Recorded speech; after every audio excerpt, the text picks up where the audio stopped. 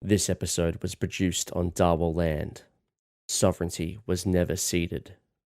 This podcast is recommended for mature audiences.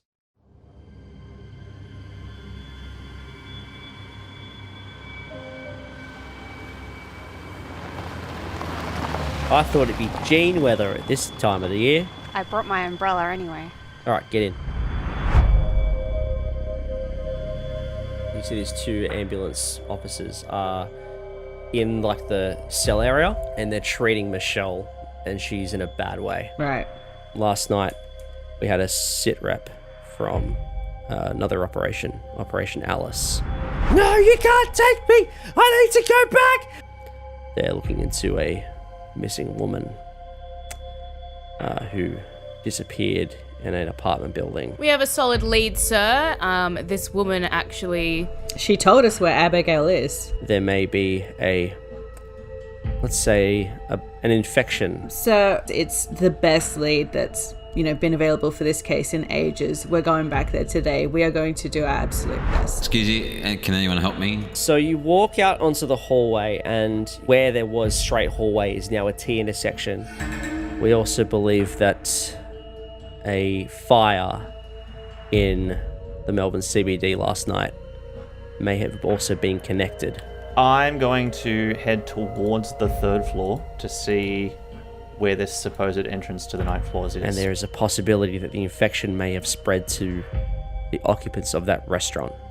Edith is staring at the gas mask really curiously because they've said that it's not an airborne contagion. If you sort of look through the eye holes, you can see that the lenses are a little bit faded. Like it's hard. You wouldn't be able to make out many details. Fascinating. Both get another good look at this sketch. That motherfucker. Yeah, I saw him on the news earlier. What the hell? If this was a fucking AFP agent, they would not plaster his face. What I'm looking for specifically is the ninth floor manager's number. You see there's like one piece of paper that's been pinned to the notice board with this sort of like red little bobby pin thing.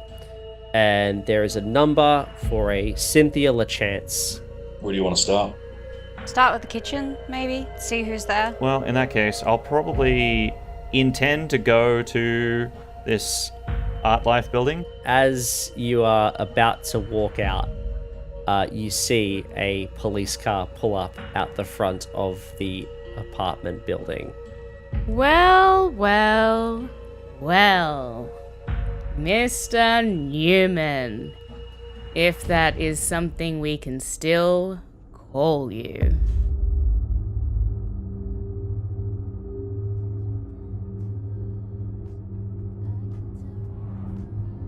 What do you want for lunch? There's a chicken place nearby that we could probably go check out. Oh, yeah? Brad keeps on going on about it. He says it's really good. He's a jerk of a boss, but he knows where all the good food is, so I figured we could try it out. What do you think? Okay. You always have lunch with Brad? The boss that you hate? No, I try and avoid him when I can. But I mean, the lunchroom's small. Could only fit 4 or 5 people in there, and we're a pretty small team as it is. Can't really avoid him at times. I mean, you can avoid him when you go to lunch. I try to. I honestly do. It's really annoying. Actually, I think I just need to quit. I need to find a new job. Okay. Like, does he follow you to the chicken shop, or what? No, I haven't been to this shop before, but he comes into the office with lunch from there, and it always smells really good. I'm usually eating sandwiches, Dad likes to make sandwiches. Is he, like, harassing you or something? Maybe, I don't know. Why, has he touched you? No, he hasn't touched me, no. Are you okay? Yeah. Don't tell me you're jealous of Brad. I mean, I've been home for a week, and since you got here, you mentioned him more than me, so... She takes her left hand, the right hand's on the steering wheel, her left hand, and just slides it on your waist, and then under your, slides it along the top of your leg, just sort of on the thigh, and just sort of starts caressing the inner thigh area. She's sort of you can tell it's intentional, but she is sort of just sort of lightly, just lightly touching your area. Archie, you don't have to worry about Brad. I promise you, I'm yours. Okay.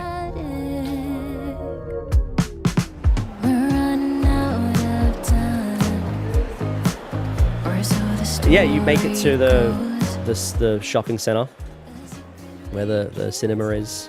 You know it's near her work. It's probably somewhere in Footscray. Yeah. We should check the times to see if we eat before or after, yeah? Yeah, good idea, sure. Go look at the board, session time board.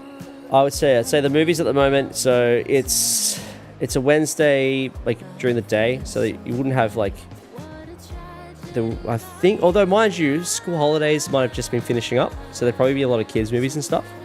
But you do see like Die Hard with a Vengeance is still playing. There's Braveheart, there's Batman Forever, there's a movie called French Kiss. Not sure what that's about. I think Archie would be a little selfish and hint towards Under Siege 2, which is just a stupid action movie. So we're gonna grab tickets for that. Yeah, cool. Might give us a chance to make out in the theatre. You know Steven Seagal, yeah? You know. Yeah. I know Steven Seagal. Wait, what other movies has he been in? He's not the Rambo guy, is he? No, that's Stallone. Alright, sure, makes sense. Sure, babe, whatever you want, it's your day as well. Okay. I'm taking you out. Hey, let me buy the tickets. And yeah, she'll go and buy the 2 tickets. You go into the cinema, and yeah, probably takes you about 10 to 15 minutes. It's empty. There's not many people here for Under Siege 2. No. They've strategically put you in a spot near the back of the cinema. Yeah. Let's just say that there's not much movie being watched at this point. Oh, this is the one where it's on the train. Yeah, this is the one on the train. What are you thinking about at this point while the movie's playing? Hayley is 100% trying to come onto you. She wants to, she's not interested in watching this movie at all. Yeah, I think he's still like shaken by what's happened with his hand and the waking up with the mystery government people giving him a pager. Yeah. And then I was back, and then she didn't come visit me for a week. She keeps telling me about Brad. I am going to use a look into the past roll on Hayley. Yep, give me a power roll. I want to know what she was doing last night. Yeah, okay. Because Archie is very suspicious. Not based off anything, really. Just like... Mm-hmm. And he has failed. Oh dear. So basically the scene is you are sort of sitting in your chair and Hayley pulls the armrest back, flips it back behind the chair so there's nothing between you and her, and she just sort of slinks over and she just grabs your face lovingly. It's hard to see in the darkness of the cinema, but you can tell that she's got this look in her eye as if she's, ready to go. But as she locks eyes with yours, as she leans in for the kiss, your vision snaps. You are sitting at a small cubicle. You look at the clock. It's 6:45 p.m. You're hungry. You are starving, actually. And you would pretty much... You'd do anything for a meal. You start to smell this waft coming through from somewhere else in this office that you're in. You stand up out of your desk and you can see this sea of cubicles around you. It's late, so most people have gone home for the day, but there's probably a few smatterings of people here and there still working late, burning the candle at both ends. But you start to smell the waft of roast chicken, and it smells so good. It's irresistible. Mm-hmm. You can't help but feel like you have to follow your nose to where this is. So, yeah, you hop out of your chair and you walk down the short corridor towards the lunchroom, where you're pretty sure the smell's coming from. And you step inside, and it's Brad. He's Archie has never met Brad, but you know it's Brad. He is probably in his mid-30s. He has a very nice haircut. Looks to be he's got like a squiff at the top of his head, and he's in a very sleek pinstripe suit with a black undershirt and a silver tie, and his shoes are impeccably shined, but his sleeves of his shirt have rolled up, and he's just hoeing into this chicken, and it's this beautifully fried roast chicken. There's some chips on the side. There's like some potato. And Brad sort of looks at you and he says, "You hungry, babe?" And you, in Haley's voice, says, I'm starving. I'd do anything for a piece of your meat right now. And then Brad says, "Well, you know what to do." And he takes the chicken, takes a drumstick, and he unzips his pants, and he drops the chicken in his pants, and you slowly walk towards Brad, and you feel your right hand leaning in and sort of slipping in between the crack between his underpants and his skin. And then that's when you snap back. And Haley is leaning in for the kiss. How do you react? What do you do? I lean back. Initial emotion is shock and anger, and then it settles into betrayal, sadness. But he also doesn't want to. He also knows that there's no reason that he would know this from her perspective. So he's just like, I gotta go. I gotta go. Wait, what's wrong? Babe, are you alright? I forgot. Dad needs help with yeah. Wait, Dad needs help with what? Is everything okay? Just yeah. Archie, you're pale. And he gets up. Archie. Wait, Archie. Enjoy your chicken, you know. What? What are you talking about? Storms out of the cinema. She's gonna try and follow you down the hallway. Yeah. Archie! Archie, come back! What's wrong? Wait, why don't you ask Brad if everything's alright? Why are you fucking thinking about Brad at this point? Where have you been? It's been a week. I've been working. I told you. Yeah. I'm in hospital, what, like a month? 2 months? I didn't know where you were. Nobody knew where you were, Archie. And I come home and it takes you a week to just even come say hi? Archie, I got here as fast as I could. You found someone else maybe, or what? No. Taking what you can get, or... What? Archie, are you serious? Just sleeping. Fine. Whatever. I don't care. You can see Haley start to cry. Archie's gonna have a little tear too. Storm off. On your way out, give me a spot hidden roll. 4. Ooh, extreme success. Just as you walk out of the cinema, it's still dark, the movie's still playing. You're probably thankful there's not many people in the cinema that heard you have this big fight. But on your way out, there's the bin right by the hallway that leads into like the main entrance of where all the cinemas are. And you swear on your life, you saw something shifting in the bins. It just shifted for a moment. You caught it just in the corner of your eye. He's gonna just clench and squeeze his hand and wriggle it and walk away.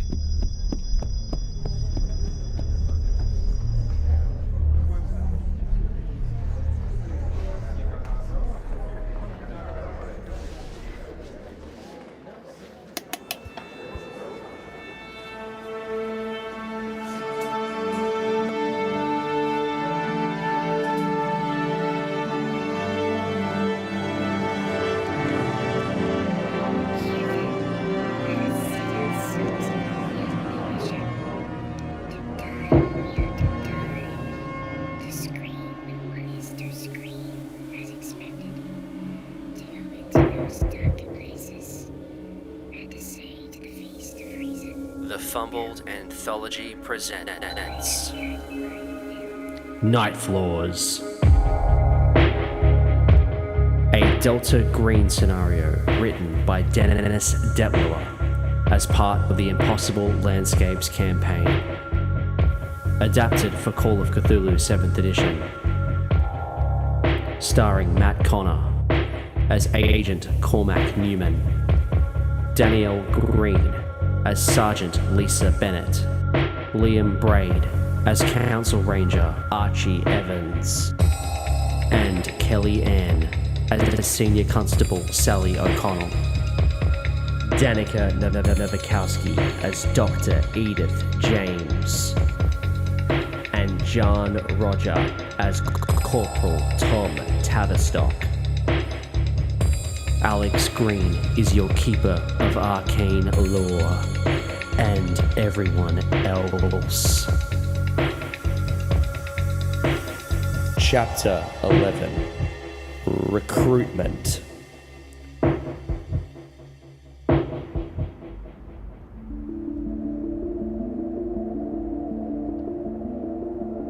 Well, Mr. Neumann, if that is something we can still call you. Officers, Cormac is fine, especially if we're going to be working together. And I would like to start this by bending down and attempting to persuade Sergeant Peppers to come over to me so I can pet him. All right. Let's have a persuade roll. It's going to be a hard success because persuading a dog is famously difficult. Especially if said dog is very well trained. And it depends. Do you have a throw sausage roll or smell like sausage roll? Well, if I had happened to get the hotel breakfast and I threw any sausages in the bin, I imagine that my hands would probably still smell like sausage. I do think they might. So it would really depend on your smell sausage roll and how you go. I'll give you base stats for smell sausage. That's 0.1%. I'm going to go with persuade as long as the keeper's fine with it. Yeah, half persuade roll is fine. It's a well-trained dog. I'm a well-trained persuader. But it's a well-trained dog, so you need a penalty die. I'm one off from an extreme success. I got a 15 on a 70. Sergeant Bennett, you notice Peppers starting to walk over to Cormac. Now, would you like to call Peppers back? 100%. Yeah, you do that. That's no roll required. Peppers trusts you 100%. I'll just do a quick whistle and he will heel sit next to me. Because I am 100% not letting him go over to this guy who I'm suddenly suspicious of. So spending one of my remaining luck on an extreme success won't make a difference here? No, dog is too well trained. That's fair. That's fine. That was only stage 1. I had wondered how your interview with Mr. Manuel went yesterday. That is confidential information. Yes, which we are working together on. Tell me, Mr. Cormac, you are going to have to convince me why we are suddenly working together again if I no longer believe that you were with the AFP. That's quite the accusation. Cormac, you know a sketch of you is all over the news right now. You are suspected in a restaurant fire that caused a significant amount of damage last night. Give us one reason why we should not take you into the station under arrest right now for questioning. Well, for one, it would cost you your careers to be arresting an AFP officer, because typically that would involve an internal investigation, especially one that you have no proof about. But, nevertheless, I was planning on going to the station to give a witness report regardless, because of this mix-up. I just got off the phone with Commissioner Palmer in regards to this. It was quite surprising to see my face and everyone else at the restaurant up in the news this morning. I saw the report myself. Cormac, we are more than happy to drive you to the station ourselves. But something tells me that you are going to want us to work with you and not against you on this. Well, if you must know, I do have a much more pressing concern. I had been wondering if you've seen Detective Hook at the station this morning. Part of the reason that I was speaking to Commissioner Palmer in the first place. Oh. No, we actually haven't seen him since we were searching the apartment together.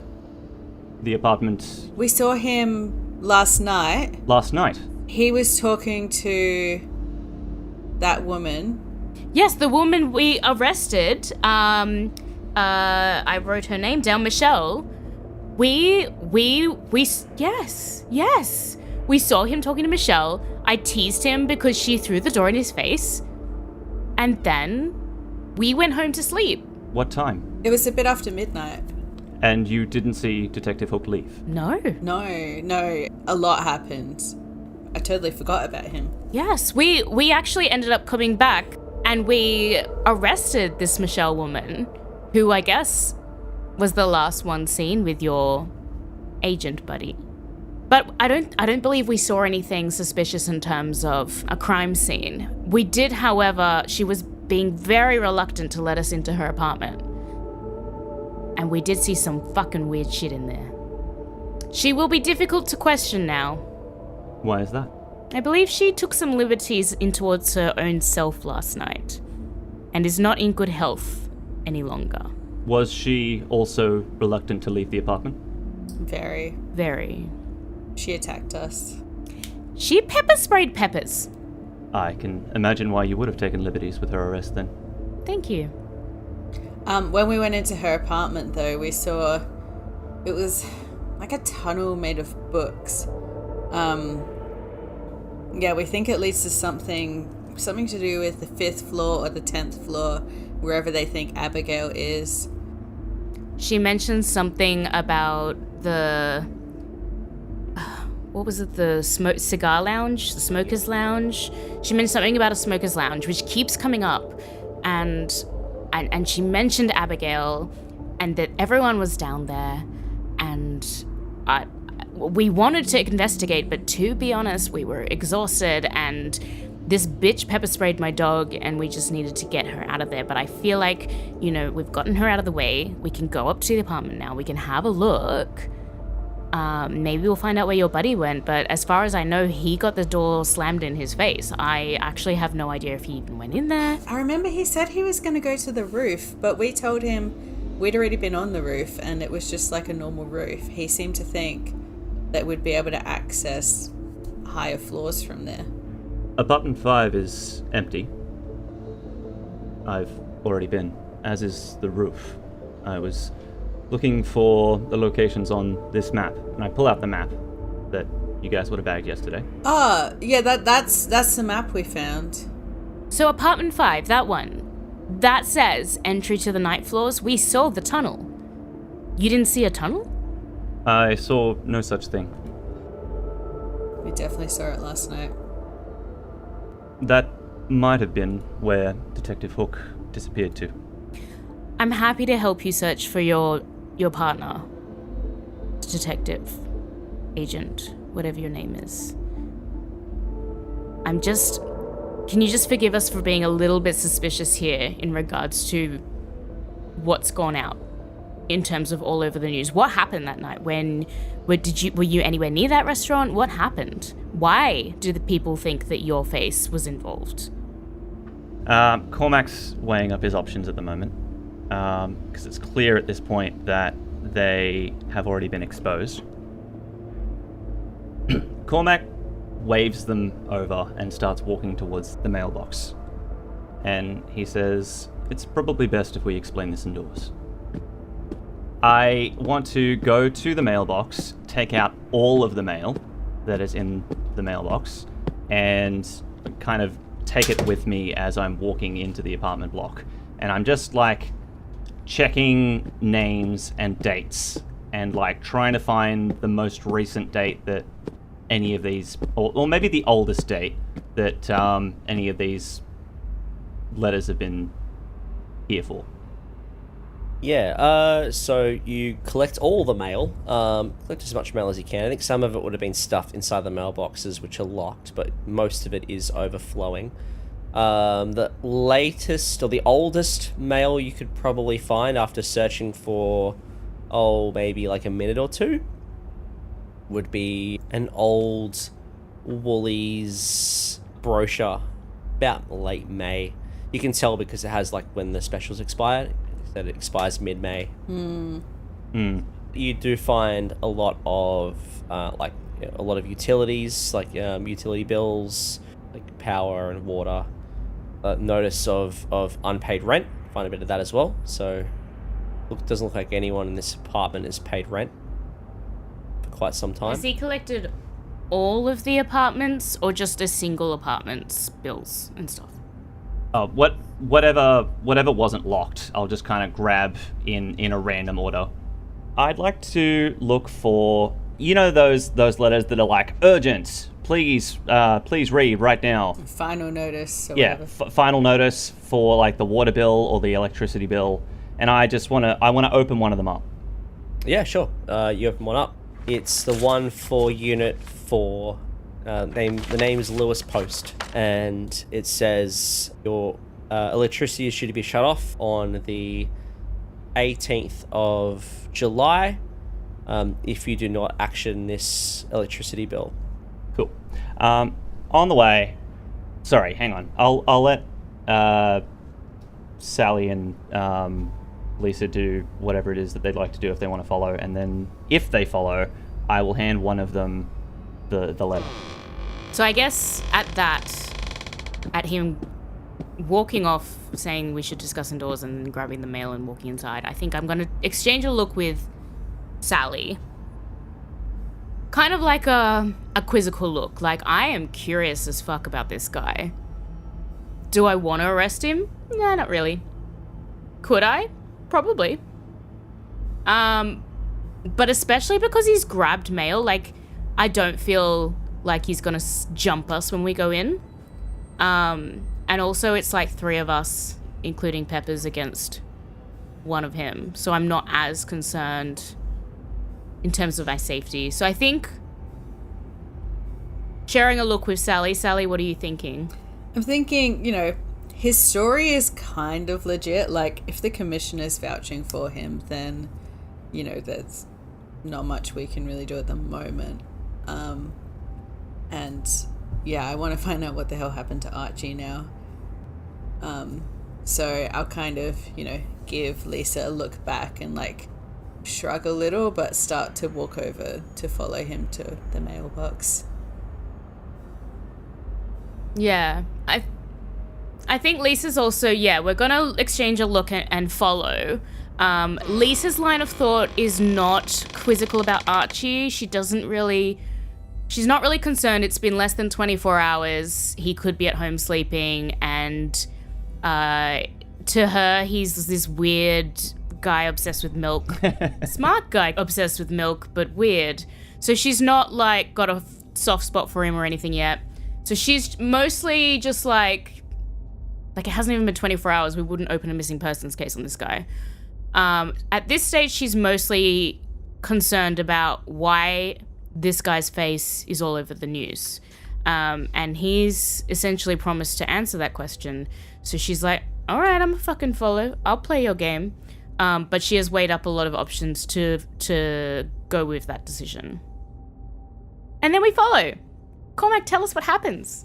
All right, first he's going to hand... who do you think would be in front? Yeah, probably Sally, yeah. It can be Sally, yeah. So he'll hand the letter to Sally, and he'll say, do you find it odd at all that the electricity and water still runs in each of these apartments, despite the fact that they should have been shut off a long time ago? Yeah, I was wondering the same thing. We came by last night and noticed all the mail here, and it seems like the power's still on throughout the building. There can't be that many residents who have, illegal connections. It's strange. And Detective Hook's observation about expired milk that isn't expired. Yeah, that's odd. Look, at first, I think we were concerned about Detective Hook's observation, but it was easy to chalk up as so many just strange variables. But after seeing what we saw last night with a weird as fuck bookcase corridor on a second floor, not a ground floor that went beyond this apartment's walls, my brain is a little bit more attuned to believing a bit more than the usual suspects.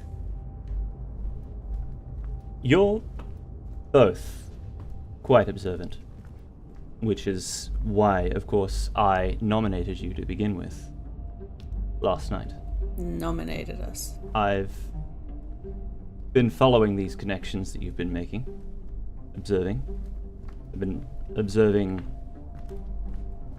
Jonathan as well. And the situation has progressed to the point that I think it might be best to have some more people involved. I think when you say that, Lisa doesn't know what the fuck you've nominated her for, but she does stand up a little bit higher because she's like, I've been chosen. I deserve to be acknowledged for being a fucking badass. So she's like, I don't know what the fuck you're talking about, but I deserve whatever the fuck you're talking about. So she's just kind of like, yes. So who are you thinking of bringing in? Like, more AFP agents? Do you have access to better resources? I hand them my AFP badge. Lisa is going to snatch that badge and try and look at it in any and all light. Keeper, do I notice anything unusual? Holding it up to the sun. Yeah.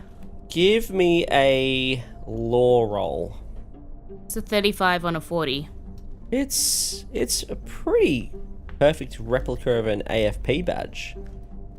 Doesn't look out of the ordinary. Okay, if Keeper says so.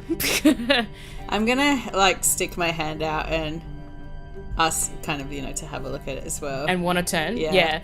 Because, Lisa's, poured her heart over it and looks and just kind of goes, because she was sure she was going to see a flaw or something weird. But she's just kind of hands it begrudgingly to Sally to look at. Yeah, Sally, you can also give me a law roll. I rolled a 99. You have a law of 50, so it's not a fumble.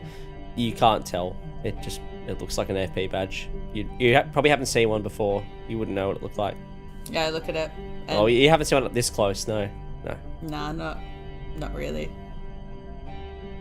I'll kind of, give it a look over and then nod and hand it back to Cormac.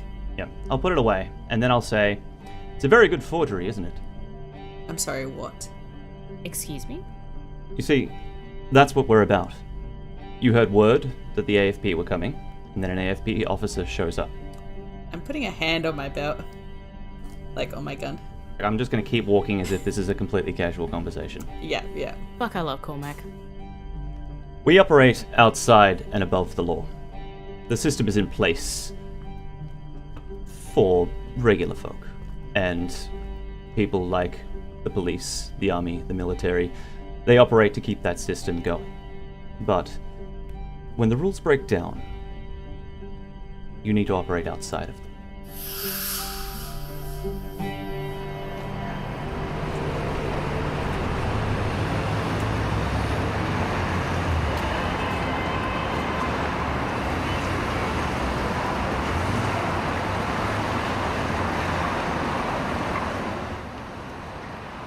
You drive over to the fire, where the fire was. So it's this little restaurant tucked away in an alleyway in the CBD area.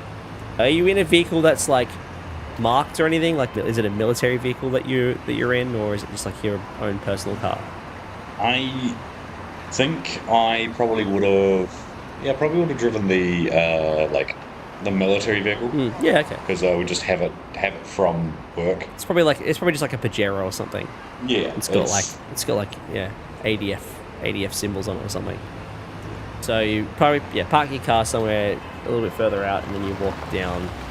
It's a chilly day. It's Melbourne, so it was probably a bit warm this morning when you first came in, but now the wind's picked up and it's a little chilly, threatening to rain. And there's people about. You were bustling. You eventually reach this alleyway where this restaurant was, and you can see there's police tape everywhere, and there's fire trucks out the front, and there's sort of this fire is sort of sitting around, sort of guarding the scene. and a couple of police as well. I'll just walk straight up to find whoever's in charge. Yeah, you probably see there's a police officer with a clipboard. He seems to be locking the scene. Yeah, I'll walk up to him. Can I help you? Afternoon, I'll give him a quick salute. Oh. From the military, I've been sent down here to have a look. You guys should know about us already. Yeah, the inspector called it in earlier. It's weird that you guys are here, though. I mean, I thought it would just be a normal fire. I'm just doing what I'm told, honestly. Yep. So am I. What can you tell us about the fire and everything? What's going on? Place went up late last night. We managed to get I believe we managed to get a sketch of the guy who did it, so just going through the database now, see if we know anyone fits the description, but nothing so far. I think just the CBD police are dealing with it. Everyone was evacuated safely? There's one guy who wasn't evacuated, so we're it's a bit of a wreckage in there, so we're sort of looking around to see if we can find him. I don't think he got out alive, but yeah, it's a bit rough in there. Do you mind if we have a look inside and talk to any of the witnesses? Yeah, all the witnesses have gone, mate, but you can have a look inside, that's fine. Just obviously don't step on anything. You got gloves? No. Edith has so many gloves. Yeah, Edith probably pulls out 2 pairs of gloves, one for you, one for her. Edith has gloves upon gloves and backup gloves. Yeah, right on then. Names? Scotty. Drew. Drew and Scotty. Got last names, Drew and Scotty? Scott Summers. McIntyre. Drew McIntyre. Scottish music plays as you enter. We are so bad at names. I've just realised how bad it is. Oh dear. All right, Scott Summers, Drew McIntyre. All right, in you go. He's so lax. He doesn't ask for ID. He just he's super lax. Like you're in uniform. Like Drew looks very professional. He lets you in without a second thought. Oh yeah, her suit is immaculate. She is going to come in and out of that sooty building with not a mark on her. Yeah. No, you've got that air about you, like, I know I should be here. So you just he just doesn't even bother checking for ID. He's like, whatever, I don't care. Don't get paid enough for this shit. Lets you in. Yeah. He raises the police tape. You crouch down, walk inside, and you're in this alleyway. The alleyway sort of dog legs around to the right. There's like some bins to the left and right. Big sort of like skip bins, rubbish bins, that sort of thing. You continue further on down the dog leg, and you can see this what would have been a nice looking restaurant looks to be this charred remains, and it looks like a bomb's hit it. Like there's glass everywhere, like all on the floor, and it's all just black and hollowed out in there. It's a mess. There was a fire exit out the back, so I think most people would have got away. But there's, it's a pretty bad fire. And as you said, like, they still haven't found the chef. So, could be in there. What do you do? Yeah, I'll put the gloves on, and then I would have made sure to have the Glock attached, somewhere. Yep. Probably hidden. And I'll walk on in. I'll put the frickin' gas mask on first. Can I see anything out of this? You can, yes. You can see out of it, but it is definitely hard to see details. Okay. Yeah, I'll wear the gas mask.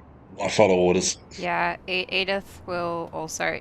I imagine that she has, on the drive over, done some rearranging of her own suitcase and the little suitcase that they've got, and she sort of made like a little mini forensics kit with all her gloves and gas mask and stuff. And so she pulls out the gas mask and puts it on as well, just to be cautious. All right. So you head inside the building, and the inside's just as bad as the outside. So there's a kitchen area. It looks like it's completely just black, and you can see the metal, the metal sinks and the metal stove is sort of twisted and gnarled. It looks like there's been a gas explosion. Mm-hmm. Like you see like little bits of metal that are like stuck to the walls and stuff. It's like gas canisters blown up, and you can see that further out into like the where the dining area would be. It's not as bad as the kitchen, but you do see signs of like fire damage all throughout the dining area as well. So it looks like the fire started in the kitchen and it's spread towards the dining area. And you can see like there's a bunch of like cutlery and menus on the floor, like partially burnt. And it looks like everyone's sort of like rushed out the front. Yeah. And the front sort of leads onto like another alleyway that sort of leads then onto the street. So it looks like a real quiet area. There's also an office, and the office is also pretty badly burnt as well. But it's again not as bad as the kitchen. So again, there's stuff that has been burnt, but there's probably stuff that you could files and stuff that look like they haven't been damaged too much from the fire. So what do you do? Yeah, I'll look around and try and work out what the cause of the fire or explosion was. Yeah. Because that'll give us like some indication of what to go off. Like, I'm trying to work out the motives of what the hell Clancy was up to running in here, starting a fire, allegedly. Yeah, okay. Give me an intelligence roll. And then while you're doing that, what is Edith doing? Edith is gathering up the papers that look readable, and she is going to... Is it going to be impossible? Is it going to be hard to read them with the gas mask on? It'll be difficult, but not impossible. I think she is going to hold on to them for now and like save them. Okay. Well, in that case, you can give me a library use roll. Okay. But I'll need a penalty die because of the gas mask.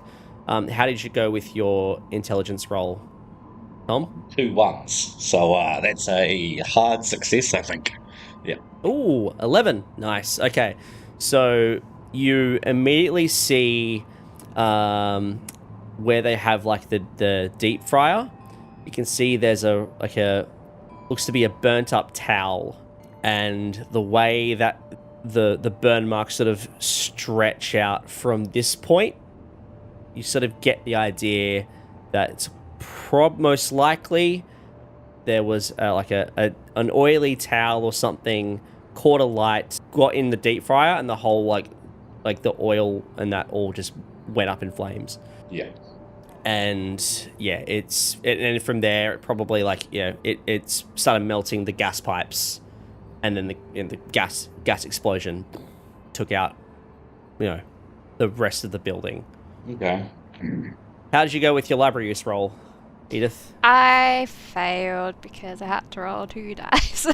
You could always push it by taking the mask off. Yeah, you could do that. I strongly considered it, but I think Edith is very strict about infection control. Yeah, okay, makes sense. I will say you do find some partially, like some salvageable documents, but it's difficult to read it in this environment because there's not enough light, and the gas mask isn't helping. But I will say that one of the documents, conveniently, has got fire audit listed in the title. Yeah, just a bit of cruel irony there. But there's a few other like documents and stuff that look like someone scrolled something, but you can't make it out. Not with the gas mask on anyway. We'll also say when we leave, I want to check those dumpster bins that got mentioned when we walked in. Yeah. Gonna look for if anyone ditched any of them. Okay. Yep. Edith is going to take the papers I think that look interesting and take them with her, and she wants to show them to somebody without a gas mask just to see what happens. Sure. Okay.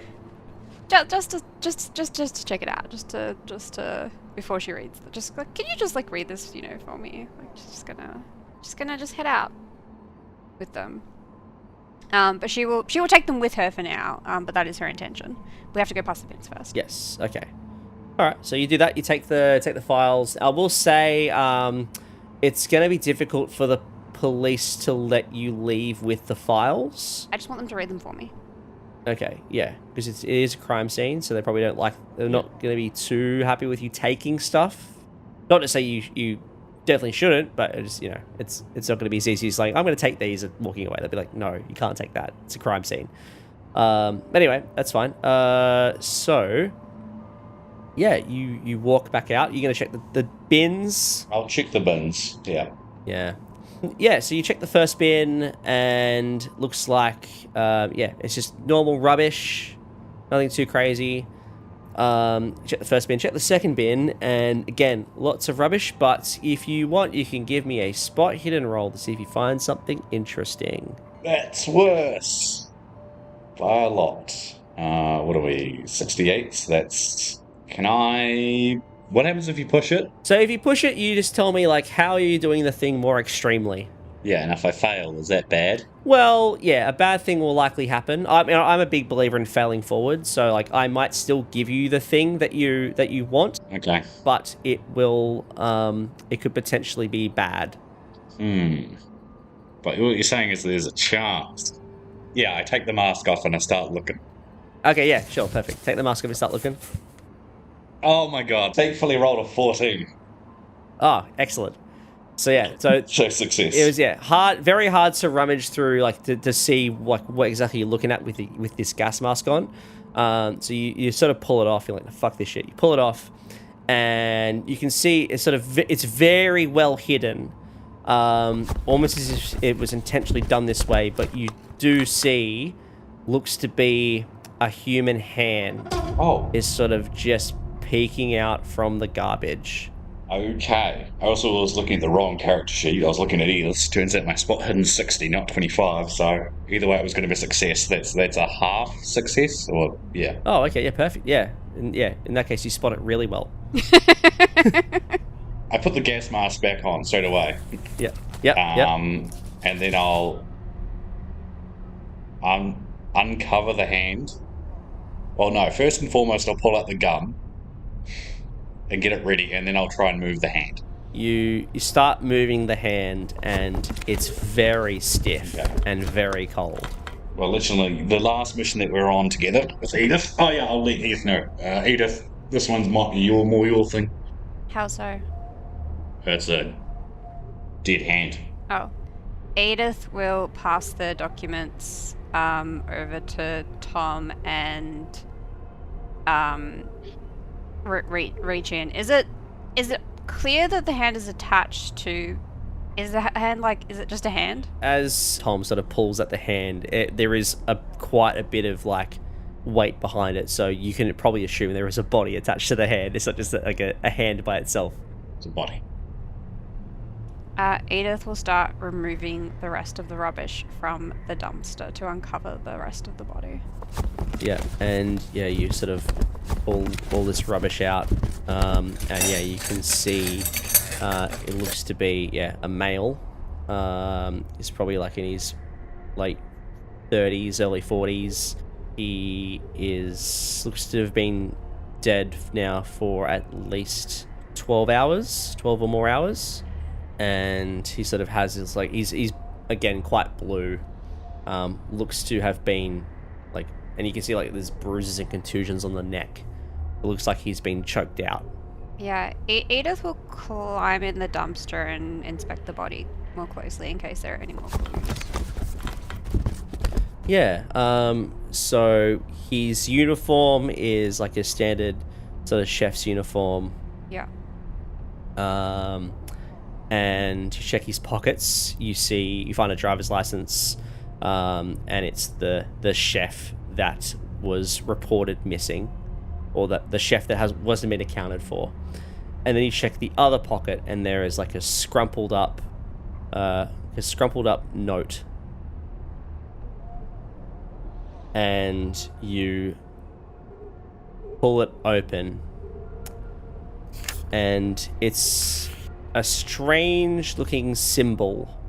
Looks to be it's got a lot of like triangles and stuff on it. Kind of looks like an S and a Y sort of combined together, and then some strange geometric pattern. You're wearing the gas mask, right? Yep. Yeah, okay. Give me I'm going to ask for a sanity roll, but I will give you 2 bonus die because of the gas mask. Okay. I have passed with a regular success on my first one. Do I need more than just a pass? No, pass is fine.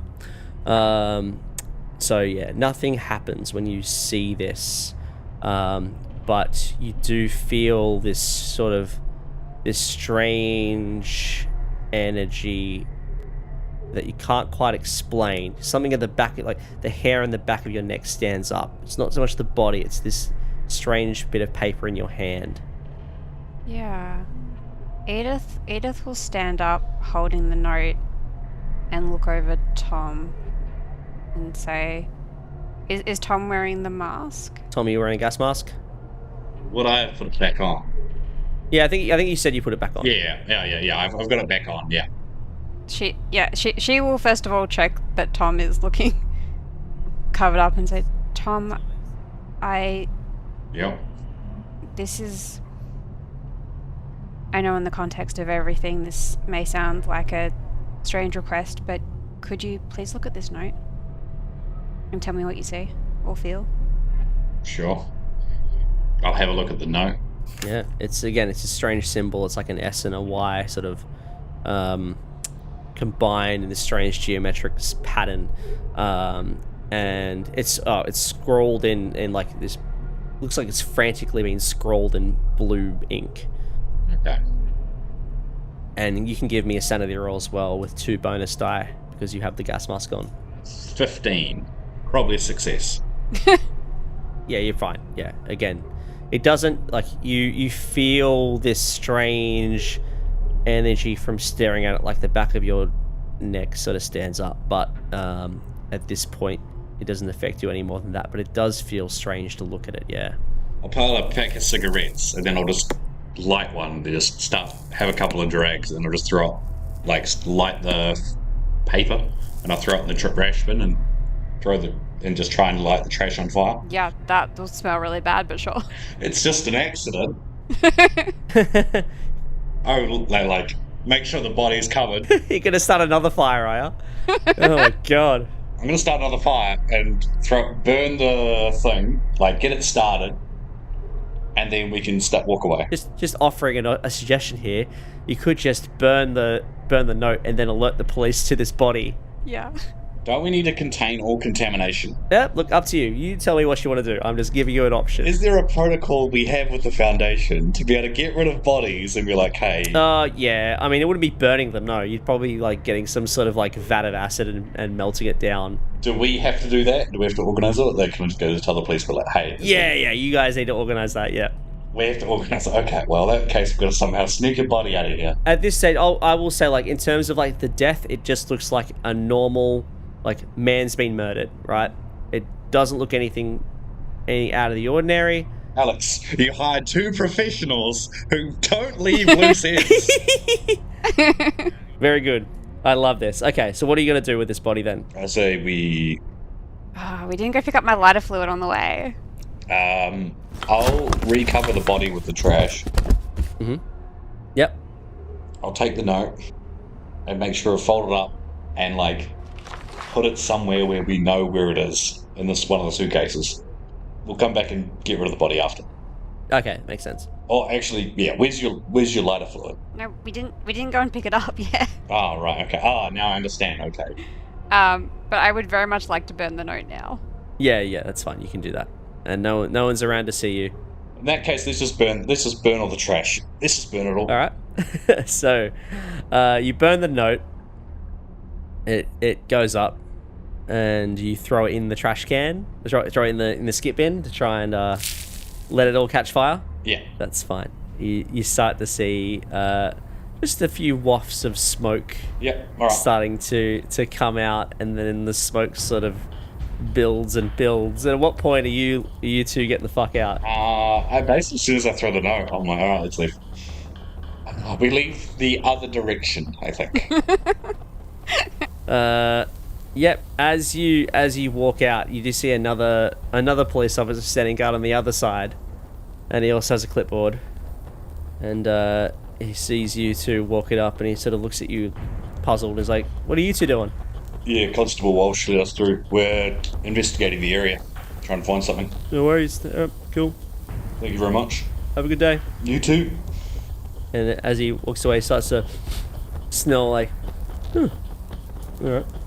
It's 1995. There's no cameras or anything around yet. God.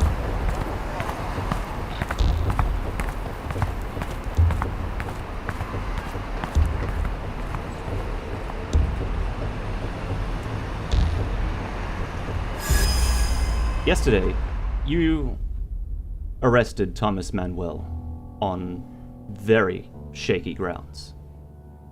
Possession of what couldn't even be considered sellable narcotics. And yet, no one will write the commission, no one will look into an inquiry. You have total discretion over it. And that's because you had a gut feeling that something was wrong. And, judging from our conversation, I imagine it was. How did Manuel react when you finally interviewed him? His face was completely destroyed, and yet he talked with such eloquence that you would imagine he was as whole as you or I right now. And I turn to Sally, and I say, were you witness to this? No. From now on, I would suggest that both of you stay within eyesight of each other when conducting these operations. It's an easy way to confirm whether what you're experiencing is a personal hallucination or a shared one. What, are you saying we're going to be experiencing hallucinations? Phenomena and noumena. These things... It's not reality as you know it. It is simply your experience of it. And the rules are going to change. I gather you've already experienced this with this corridor in apartment 5 that has since disappeared. But I do believe you if you say it was there. I'm making my way up to floor 2 to go to apartment 5. I don't think I would have locked it anyway. And when we get there, I will open the door and show them the empty apartment. It just looks like an empty apartment. I'd like to think that Lisa says, sorry, it's not there, right as he opens the door to prove that it's not fucking there. And where, I mean, I don't know about Sally, but I am just going to fucking stop at the doorway and just stare, because that was so fucking real last night. Even though we did not go down there, I'm sure I felt like a fucking draft. I don't know, it felt in all 5 senses of my being real. And now it is a fucking wall. And I think I'm going to be scared, and I have a feeling it's going to be a sanity roll. Yeah, go on. May as well.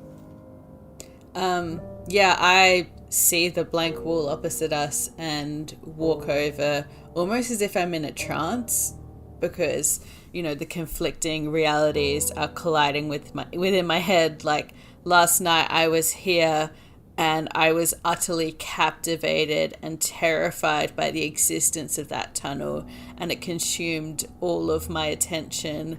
And now it's just a blank wall. It's just an ordinary apartment. So I go over and I kind of like place a hand and feel over, like run my hand across the wall, like looking for any sign of a tunnel, any kind of cracks, because I just can't believe that, you know, what I saw last night could not be real. Yeah, give me a spot hidden roll. How'd your sanity roll go? I got a 57 on a 57. Oh, I rolled a 9 on my spot hidden, so that's an extreme success. You trace your hand over these bookshelves, You don't see any cracks. You don't see any holes. The books you are sort of glossing over are mostly books on psychology, on feminism, on sociology, poetry, that sort of thing. You do find, as you're sort of going through these bookshelves, you do find one book that is of note. Ooh. In between a book on feminist poetry and a book on the socio-political aspect of Soviet Russia, you find this battered, old, red-covered book. It doesn't have a title, like there's no title on it. There's something about this book that sort of stops you in your tracks. It seems out of place. I'll kind of tentatively reach out and carefully touch the book and go to pull it out of the shelf, but very warily, as if I'm afraid that something's gonna happen. Yeah, you pull this out, and it's this thin, small book.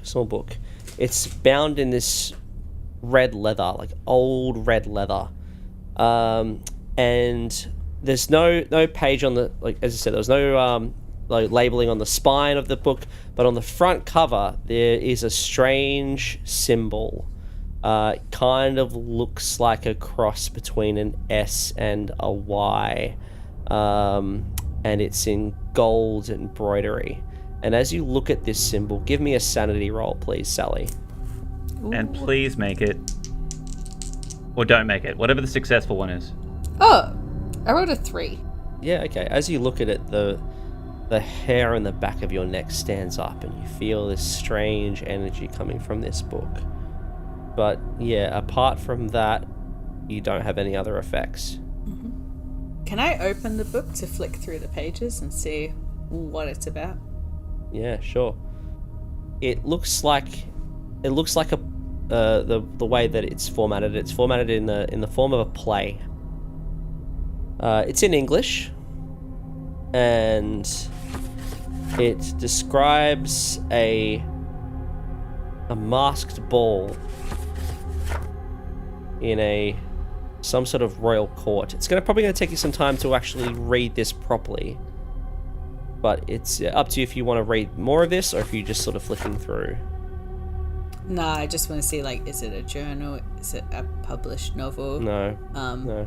And I guess I'll walk over, kind of staring down at the book with a frown, and show it to Lisa and Cormac.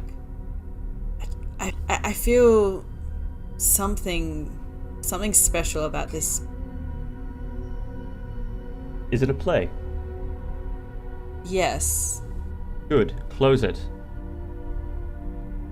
Lisa's gonna trace her hands beforehand on the embroidery.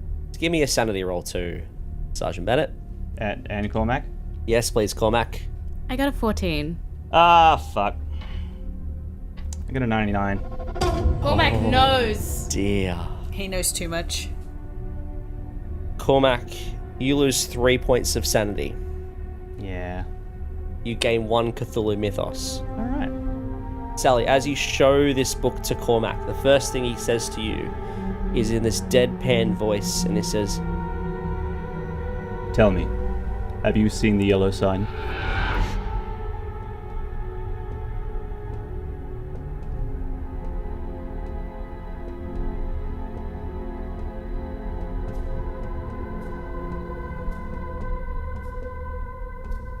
You have been listening to the Fumbled Anthology.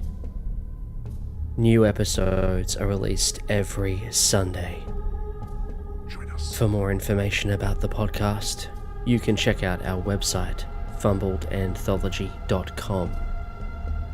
You can also find us on Instagram and on YouTube by using the link in the show notes. Join us.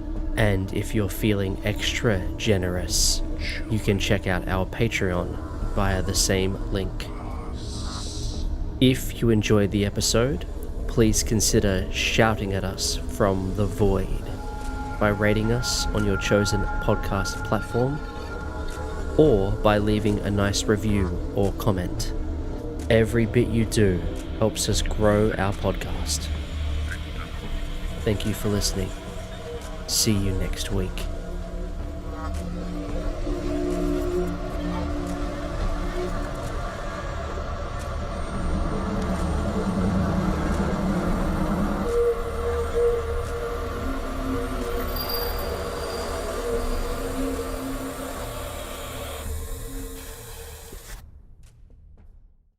Excuse me, Keeper? Excuse me? He just mimed shooting me. As an alternative to Cormac doing whatever the fuck he's weighing up to do. Carry on, Cormac. Ignore your stupid Keeper, thank you. Drink your fucking Shandong lychee water. Only I can say that. No one else can call Alex stupid. Thank you. Aw. Yeah. Not doing that again.